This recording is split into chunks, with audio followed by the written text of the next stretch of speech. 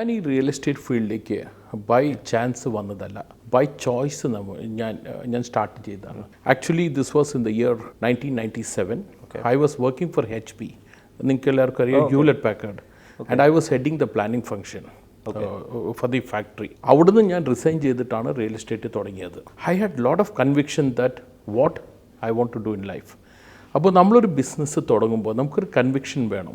നമുക്ക് എന്ത് ചെയ്യണം, what is my objective, what is my goal, and way do I want to reach. ആ ഒരു സത്യം അപ്പോൾ എനിക്ക് തോന്നുന്നു കുറേ പേർക്ക് അറിയില്ല. ബിക്കോസ് ഞാനിതൊരു ചോയ്സ് ആയിട്ടാണ് ഞാൻ ഈ ഇൻഡസ്ട്രിയിലേക്ക് വന്നത്. That's good to know sir. Maradu ഇപ്പോൾ എടുത്ത് പറഞ്ഞു സാറിൻ്റെ ഫസ്റ്റ് ഒരു ലാൻഡ് എടുത്ത അല്ല, അത് കാക്കനാടിലാണ്. കാക്കനാട്. ഓക്കെ. ഒരു മരട് ഫ്ലാറ്റ് ഡിമോളിഷൻ വന്നില്ലേ? അപ്പോൾ അത് കഴിഞ്ഞപ്പോൾ ആൾക്കാരുടെ മൈൻഡിൽ ഒരു പേടി ഒക്കെ വന്നിട്ടുണ്ടായിരുന്നു. അപ്പോൾ ആ ഫ്ലാറ്റിൽ ഇൻവെസ്റ്റ് ചെയ്യണോ എന്നൊക്കെ ഉള്ളൊരു തോട്ട്. ആ ഒരു ഇൻസിഡൻറ്റ് നടന്നതിന് ശേഷം സാറിൻ്റെ തോട്ട്സ് എന്തായിരുന്നു? അത് പക്ഷേ ഈ മരടിൻ്റെ തോട്ട്സ് ഞങ്ങളിത് പല പ്രാവശ്യം ഡിസ്കസ് ചെയ്തതിന് മുമ്പ് തന്നെ സത്യം പറയുകയാണെങ്കിൽ കോൺഫിഡൻറ്റ് ഗ്രൂപ്പയുടെ ഹ്യൂജ് പ്രോജക്റ്റ് ഇൻ മരട്, ഈ ഡെമോളിഷൻ അതിൻ്റെ അതേ ലൊക്കാലിറ്റിയിൽ ഞങ്ങൾക്കിത് സാങ്ഷൻ കിട്ടി. 450 ഫ്ലാറ്റാന്ന് എൻ്റെ ഓർമ്മ. 250 ഫ്ലാറ്റ് സെയിലായിരുന്നു. ആ സമയത്ത് ഞങ്ങൾ ജസ്റ്റ് പണി തുടങ്ങിയിട്ടുള്ളൂ. ഇപ്പോഴും ആ ലാൻഡ് ഉണ്ട് കേട്ടോ. 2025 ആ ലാൻഡ് ഇപ്പോൾ അവിടെ കിടപ്പുണ്ട് മരടിൽ. 5 ഏക്കർ ലാൻഡാണ്. അപ്പോൾ എന്നോട് ആരോ, ഞാൻ ബാംഗ്ലൂരിൽ നിന്നാണ്, എന്നോട് ആരോ ഈ CRZ എന്ന് പറഞ്ഞു. അപ്പോൾ എനിക്കെൻ്റെ ഫുൾ ഫോം പോലും അറിയില്ല.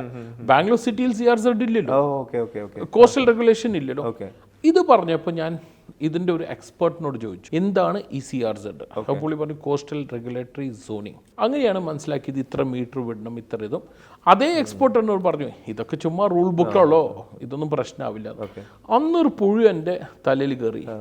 ഇത് റൂൾ ബുക്കിലുണ്ടെങ്കിൽ എന്തെങ്കിലും ഒരു ദിവസം ഇത് പ്രശ്നമായി മാറും. അങ്ങനെ ഞാനൊരു ബോർഡ് മീറ്റിംഗ് വിളിച്ചു കൂട്ടി ആ പ്രോജക്റ്റ് ക്യാൻസൽ ചെയ്തു. 2008 അല്ലെങ്കിൽ 2009 മേടിച്ച മോസ്റ്റ്ലി ദി NRI കസ്റ്റമേഴ്സാണ്. അവർക്ക് വിത്ത് ഇൻട്രസ്റ്റ് ഞങ്ങൾ തിരിച്ചു കൊടുത്തു പൈസ.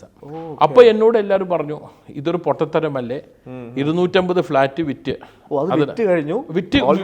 അഡ്വാൻസസ് മാത്രമേ കിട്ടിയിട്ടുള്ളൂ, അല്ലാണ്ട് the people are committed to buy. 250 കസ്റ്റമേഴ്സിന് കിട്ടുന്നത് ഈസി അല്ല. ഞാൻ അന്ന് ആലോചിച്ചു, ഇതിൽ എന്തോ പ്രശ്നം, ഇങ്ങനെ ഒരു റൂൾ ബുക്കിൽ റൂൾ ഉണ്ടെങ്കിൽ അത് ഒരു ദിവസം അത് പ്രശ്നമായി മാറുന്നു. അപ്പോൾ കോൺഫിഡൻറ്റ് ഗ്രൂപ്പ് ഞങ്ങൾ എപ്പോഴും ഇന്നേ വരെ മറുപടി അല്ലാതെ ഞങ്ങൾ ഒരു പ്രോജക്റ്റ് പോലും ക്വാളിഫൈ ചെയ്തിട്ടില്ല. ഞങ്ങൾ ഡീവിയേഷന് പോകാറില്ല, റൂളിൽ ബ്രേക്ക് ചെയ്യാറില്ല. അപ്പോൾ അന്ന് തന്നെ ഈ ഒരു പ്രശ്നമുണ്ടായിരുന്നു 2008 തന്നെ. അങ്ങനെ കോൺഫിഡൻറ്റ് ആ പ്രോജക്റ്റിനെ ഡ്രോപ്പ് ചെയ്തു, കോൾ ഓഫ് ചെയ്തു. എന്നോട് പറഞ്ഞത് പലരും, ഇതൊക്കെ ഒരു റൂൾ ബുക്കുള്ളൂ, ഇതൊന്നും ചുമ്മാ ഇതൊരു പ്രശ്നമാവില്ല, ഇതൊന്നും. ഞാൻ പറഞ്ഞു, അല്ല, റൂൾ ബുക്കിൽ റൂൾ ഉണ്ടെങ്കിൽ ആ റൂൾ മാറാതെ നമ്മളത് ചെയ്യാൻ പാടില്ല. ഞാനന്ന് ചെയ്തിട്ടുണ്ടെങ്കിൽ, നമ്മുടെ ടീം അന്ന് ചെയ്തിട്ടുണ്ടെങ്കിൽ we would had a. So we follow all rules. അപ്പോൾ ഇപ്പോൾ ഒരു ഓൺടർപ്രണർ ആയാലും അത് ഞാൻ പറഞ്ഞു, see they should be short കട്ടും പോകല്ലേ, go by the rules. So tomorrow, no, you need not answer for some problem when you don't have an answer. So I would definitely say that we would have got into trouble if we had completed that building. ആ move സംഭവിച്ചു കേട്ടോ, ആ bold move. Even today that land is there. അവിടെ തന്നെ കിടപ്പുണ്ട്. ഒരു 5 ഏക്കറാന്ന് തോന്നുന്നു, 4.5 to 5 acres of land with the building permit ഒക്കെ അവിടെ കിടപ്പുണ്ട്. സർ, ആവേശം സിനിമയിൽ അമ്പാൻ പറയുന്ന ഒരു ഡയലോഗ് ഉണ്ട്, രംഗണ്ണൻ പണ്ട് മേടിച്ചിട്ട തരിശു ഭൂമിയിലാണ് എന്ന് ബാംഗ്ലൂർ ഇന്റർനാഷണൽ എയർപോർട്ട് നിൽക്കുന്നതെന്ന്. അപ്പോൾ ഞാൻ ഇവിടെ കേട്ടിട്ടുണ്ട് സാർ ബാംഗ്ലൂരിൽ കുറച്ച് ഔട്ട്സ്കേർട്സ് ആണെന്ന് തോന്നുന്നു, സർജാപുർ എന്നുള്ള സ്ഥലത്ത് ഓൾമോസ്റ്റ് 350 ഏക്കേഴ്സ് മേടിച്ചിട്ടിട്ടുണ്ടായിരുന്നു. അവിടെയാണ് ഇന്ന് വലിയൊരു IT ഹബ്ബ് വരാൻ പോകുന്നത്. ഓൾറെഡി ഉണ്ട്. അപ്പോൾ അത് സാർ എന്തായിരുന്നു ആ ഒരു ഡെസിഷനിലേക്ക് വന്നത്? അന്ന് ഇയർ 2000 സർജാപൂരിൽ പോണേ. ഓക്കെ. അപ്പോൾ Sarjapur is between electronic city and white field. അപ്പോൾ അതൊരു ആട് മെയിൻ ഒരു സ്ഥലമാണ്, വില്ലേജാണ്, കുഗ്രാമം. അപ്പോൾ അവിടെയാണ് ഞാൻ ആദ്യം പോയി മേടിക്കുന്നത്. അപ്പോൾ 6 ലക്ഷം രൂപയാണ് ഏക്കറിന്. അപ്പോൾ എന്ന് വെച്ചാൽ 6000 രൂപ സെന്റിന്. ഇന്ന് അത് 18 ലക്ഷമാണ് സെന്റിന്. 6000 രൂപന് 18 ലക്ഷം. അപ്പോൾ 300 ടൈംസ് പെർസെൻറ്റേജിൽ എടുക്കുകയാണെങ്കിൽ 30,000% ആണ് അപ്രിസിയേഷൻ വന്നത്. ഞാൻ എവിടെ വായിച്ചിട്ടുണ്ട്, ഒരു സിറ്റിയുടെ ഔട്ട്സ്കേർട്സ് ആണ് മാക്സിമം അപ്രിഷിയേറ്റ് ആവുന്നത്. ആ ഒരു കോൺസെപ്റ്റിൽ ബിലീവ് ചെയ്തിട്ടാണ് ഞാൻ സർജാപൂർ പോയി മേടിച്ചത്. പക്ഷേ അതേ സെയിം ടൈമിന് ഞങ്ങൾ അന്നൊക്കെ അഡ്വർടൈസ്മെന്റ് ഇടാറ് എന്താണെന്ന് പറയുക, ടൈംസ് ഓഫ് ഇന്ത്യയിൽ ഫ്രണ്ട് പേജിൽ ബ്രാൻഡ് സർജാപൂർ. അപ്പോൾ ആൾക്കാർ ചോദിക്കുന്നത് എന്താണ്. അപ്പോൾ ഞാൻ സർജാപൂരിനെ ബ്രാൻഡ് ചെയ്യാറ്, കോൺഫിഡൻറ്റിൻ്റെ അല്ല. എന്തിനാണ് സർജാപൂർ മേടിക്കേണ്ടത്? പക്ഷേ അതൊരു സത്യമാണ്.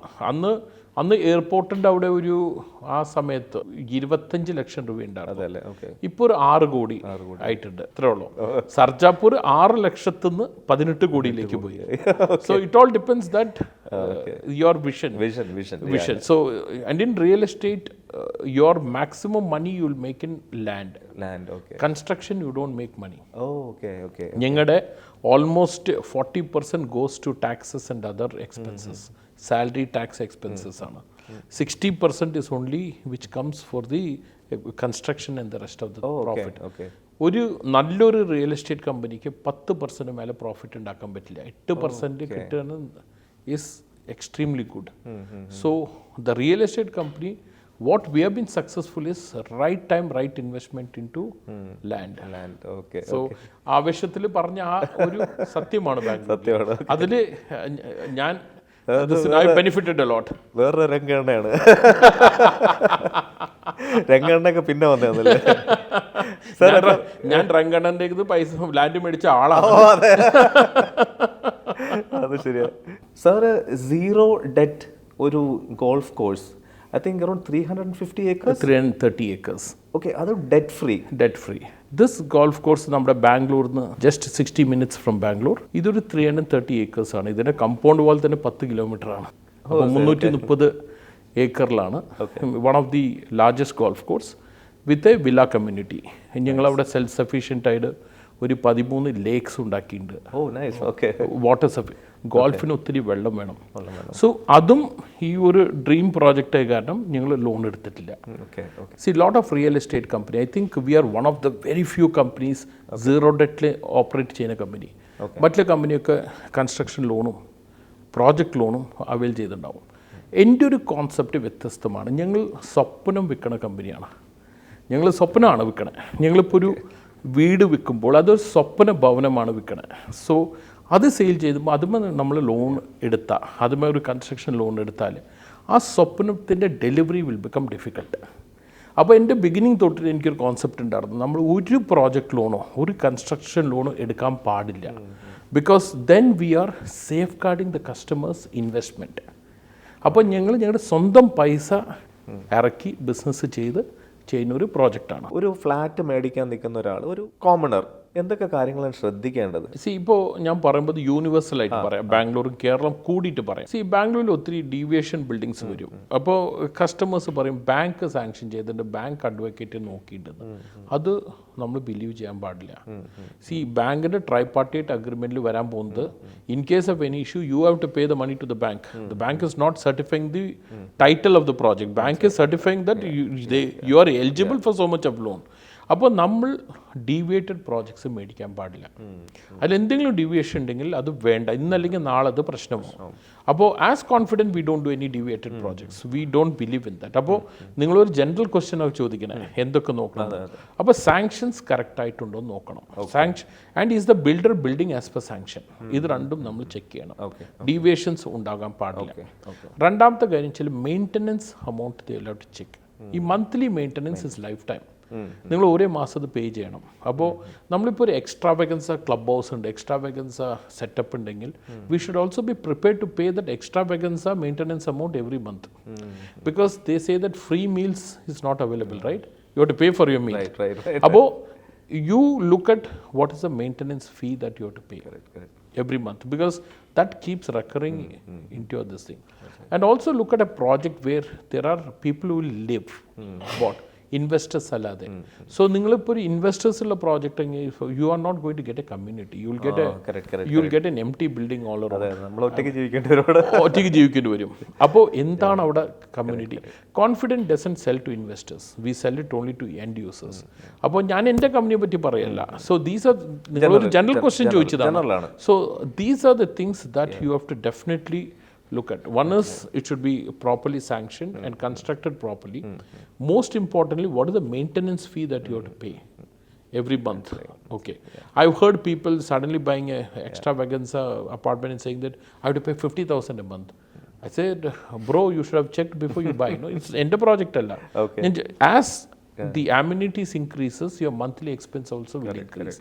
So do you use those amenities? Do you need those amenities? And but if you are not going to use it, നിങ്ങൾ മറ്റുള്ളവർക്ക് നിങ്ങളുടെ പേയ്മെന്റ് കൊടുക്കണം. So those are the things you have to check.